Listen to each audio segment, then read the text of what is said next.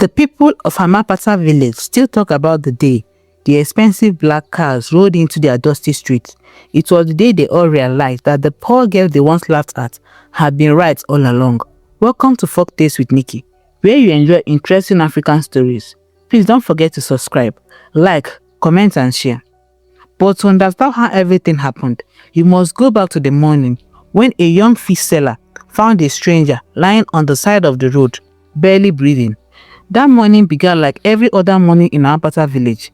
The sun had just started rising and the cool breeze from the river moved gently through the palm trees. Rooster crowed from different compounds and women were already sweeping their yards with long local brooms. Precious stepped out of the small mud house she shared with her grandmother. The roof was old and made of rusty zinc sheets that made loud sounds whenever the wind blew. But to Precious, it was still home. She tied a clean scarf around her hair and lifted the basket of fresh fish she planned to sell in the market. Inside the house, her grandmother sat on a small wooden stool, warming her hands beside a charcoal stove. Precious, the old man called gently. "Yes, Grandma," Precious replied, stepping back inside. Her grandmother looked at her with loving but tired eyes. "You woke up very early again." Precious smiled.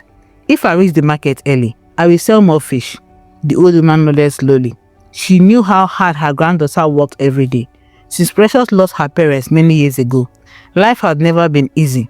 The old woman had raised her with the little she had. When Precious became old enough, she began selling fish in the market to support both of them.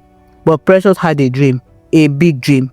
She wanted to continue her education, but every day she saved a little amount of money from her fish sales. It was not much, but she believed that one day it would be enough for her to return to school.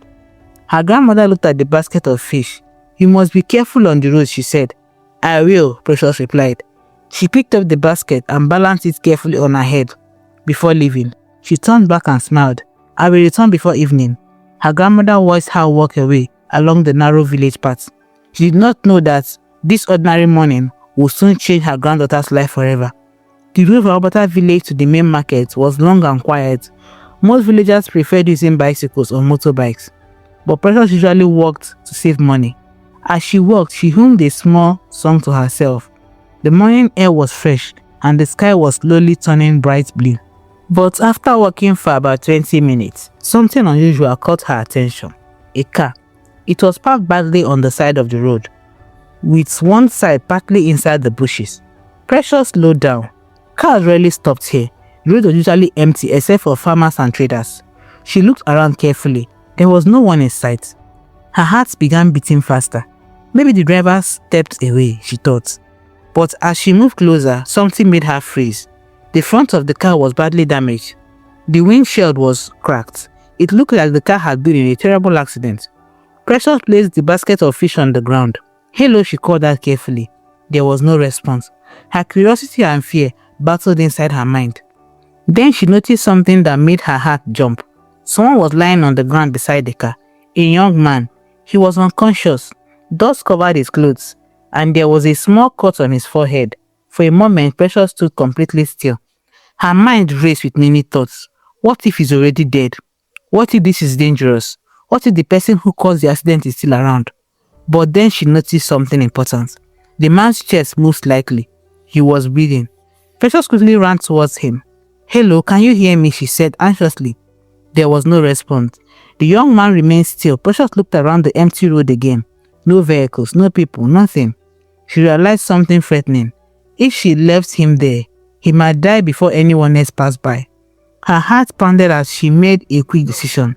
She ran towards the road and began shouting, "Help! Help! Somebody help!" Her voice echoed across the quiet road. For several minutes, nothing happened. Then finally, a farmer riding an old motorcycle appeared from the far end of the road. He slowed down when he saw Precious, waving desperately. "What happened?" the farmer asked. "There is a man," Precious said quickly. "He had an accident. He's unconscious." The farmer parked his motorcycle and followed her. When he saw the injured man, he shook his head in shock. "This is serious," he said. "We must take him to the hospital immediately." But there was another problem.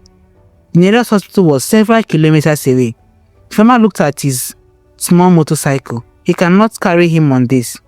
Just then, another vehicle approached from the distance. It was an old delivery van heading towards the town. Precious ran into the middle of the road and waved both hands. The driver slowed down in surprise. After explaining the situation, the driver agreed to help. Together, they carefully lifted the unconscious man into the van.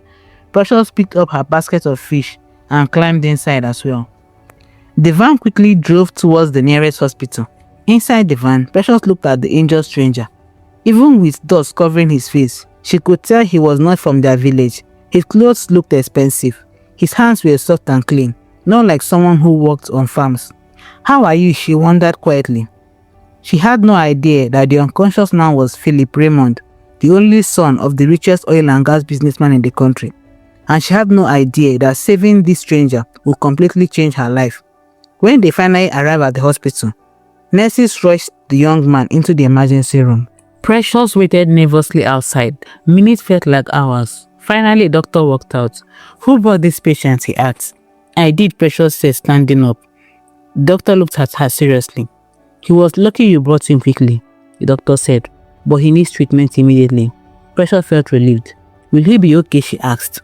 "We will do our best," the doctor replied. Then the doctor asked a question that made Precious nervous. "Are you his family member?" Precious shook her head. "No." The doctor frowned slightly. "In that case," he said carefully, "someone must pay for his treatment." Precious felt her heart sank. "How much?" she asked softly. The doctor mentioned an amount. It was not a small amount. It was almost the same money Precious had spent 2 years saving for her education. For a moment she could not speak. Her mind filled with confusion. That money was her future, her dream. But then she remembered the stranger lying helpless on the road. If she walked away now, he might not survive. Precious took a deep breath. "I will return shortly," she told the doctor. She left the hospital and hurried home to speak with the only person whose opinion mattered to her, her grandmother. When Precious finally reached home, she explained everything: the accident, the hospital, the unconscious stranger, and the money needed for his treatment. Her grandmother listened quietly. Then she asked one question. "Are you sure you want to use your school money to save someone you do not even know?" Precious looked down at her hands. Then she answered slowly, "If I leave him to die, when I could help, I'll never forgive myself." The old woman studied her granddaughter's face. Then she nodded gently. "You have a good heart," she said. "If that is your decision, then go and save him." Precious hugged her grandmother quickly. Without wasting another minute, she hurried back to the hospital, handed over every coin she had saved for her education, just to save a stranger. Precious sat quietly on a wooden bench outside the hospital ward. The afternoon sun was already fading, and the hospital corridor had become quieter. She had spent almost the entire day there. Her basket of fish was still beside her, untouched. By now, the fish would probably spoil, but she no longer cared about that. Her thoughts were focused on the stranger inside the hospital room, the man whose life she had just spent all her savings to save. Every few minutes, she looked towards the ward door, hoping the doctor would come out with good news. Finally, after what felt like forever, the doctor appeared. Precious immediately stood up. "Doctor, how is he?" she asked anxiously. The doctor removed his glasses and wiped them slowly. "The treatment was successful," he said. Precious released a deep breath she did not realize she had been holding. "Thank God," she whispered, but the doctor's face still looked serious. "There is something else," he added. Precious felt her heart tighten again. "What is it?" The doctor spoke carefully. "When he woke up a few minutes ago, we asked him some questions." Precious waited nervously. "He cannot remember anything." Precious blinked in confusion. "What do you mean?" The doctor sighed. "It appears he has lost his memory." For a moment, Precious did not understand what the doctor meant. "You mean he does not remember the accident?" The doctor shook his head. "No, he does not remember his name. He does not remember where he came from. He does not even remember who he is." Precious felt stunned. The stranger she had saved from death now had no identity, no memory at all. She asked quietly. "None," the doctor replied.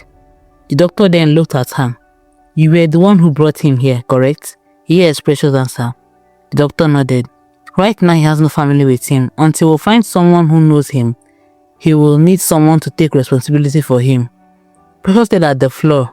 Responsibility? She had not expected that. The doctor continued. "He will recover physically in a few days, but without his memory, he cannot simply be left alone. Precious felt the weight of the situation pressing on her shoulder. She had already spent all her money, and now this man had no home, no family, no identity. After a long silence, she spoke softly. "Can I see him?" Doctor nodded. "Of course." Inside the hospital room, the young man lay quietly on the bed. A bandage was wrapped around his head. His eyes were open, staring at the ceiling with confusion. When Precious stepped inside, he slowly turned his head towards her. Their eyes met. For a moment, neither of them spoke. The young man looked at her as if trying to recognize her face, but there was only confusion in his eyes. "Hello," Precious said gently. Her voice was soft and careful. The man said at her for a moment before speaking. "Do you know me?" His voice was weak. Precious hesitated. "No," she said honestly. "I found you on the road after an accident and brought you here." The man frowned slightly. "I do not remember anything," he said. Precious pulled a chair closer to the bed and sat down. "That is what the doctor told me." The man closed his eyes briefly. "Then who am I?" he asked quietly. Precious wished she had an answer, but she did not. "I don't know," she admitted. The room became silent again. The young man looked at his hands as if they belonged to someone else. "My mind feels empty," he said slowly. Precious felt deep sympathy for him. Losing money was painful, but losing your memory, losing your identity, that was something far worse. After a while, Doctor entered the room again. He looked at both of them. "Physically, he will recover soon," Doctor explained. "But someone must take care of him until we discover his identity." Doctor looked at Precious. "Do you have any way to contact his family?" Precious shook her head. "No." The doctor sighed. "In that case, we will need someone to stay with him when he leaves the hospital." Precious understood what the doctor was saying, but she did not answer immediately. Her mind was filled with worry. She was already poor. Her grandmother depended on her. How could she take care of another person? But then she looked at the man lying helplessly on the bed. A stranger, a man with no money, no family, no home. Her heart made the decision before her mind could stop it. "I will take care of him," she said quietly. Doctor looked surprised. "Are you sure?" Precious nodded slowly. "Yes." 3 days later, the young man was discharged from the hospital. Precious stood beside him outside the hospital gate. He looked much better now, but the confusion in his eyes had not disappeared. "What happens now?" he asked her. Precious adjusted the basket she carried. "You will come with me." "Where?" "My home." The young man looked surprised. "You do not even know me." Precious smiled slightly. "Neither do you." For the first time since the accident, the young man gave a small laugh. It was a quiet laugh, but it felt real. They began the journey back to Ampata village. As they walked along the dusty road, the young man looked around at everything like a child seeing the world for the first time. "What is my name?" he asked suddenly. Precious thought for a moment. "Well, until we find your real name, I will call you Philip." "Philip," he repeated. "Yes, I like that name," he said.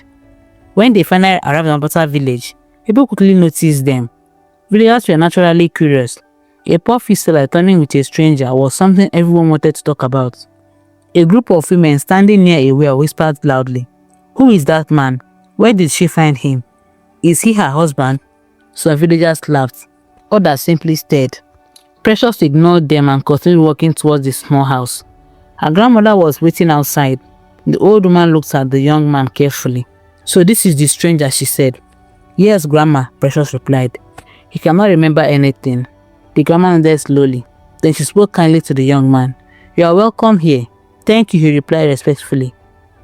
But not everyone in the village shared the grandmother's kindness. Later that evening, several villagers gathered near the compound and began whispering loudly. "Look at that girl. She cannot even take care of herself. And now she has brought home a poor madman." Another man laughed loudly. "If she is not cursed, why would she bring another poor person to join her poverty?" The words reached Precious' ears, but she pretended not to hear them. Inside the small house, she placed food on the table. "Eat," she told Philip. He looked at the simple meal. It was not much, but he could see the effort she had made. "You are very kind," he said. Precious smiled. Kindness cost nothing. Philip looked at her thoughtfully. Even though his memory was gone, one thing was already becoming clear in his heart. This girl, this poor fish seller who saved him, was unlike anyone he had ever met. And without realizing it, a new chapter of their life had already begun. a traitor that will slowly turn strangers into friends and friends into something much deeper.